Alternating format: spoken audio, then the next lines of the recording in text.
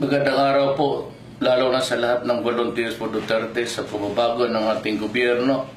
Inuulit ko po ang aking pangako sa inyo na yung pangkabuhayan, the economic side, yung pagkain natin, lalo na sa dumadating na panahon may El Nino, I have to worry about food that is available and affordable. Mga kaibigan, susubukan ko po ang lahat ng aking makakaya para maabot natin ang remedy sa ating pagkain, ang ekonomiya, at higit sa lahat po, yung mapayapa ng Pilipinas. I'd like to reiterate again that I will fulfill my promise. I'm giving myself 3 months to 6 months to stamp out corruption. I will suppress crime and drugs must stop. Maraming salamat po.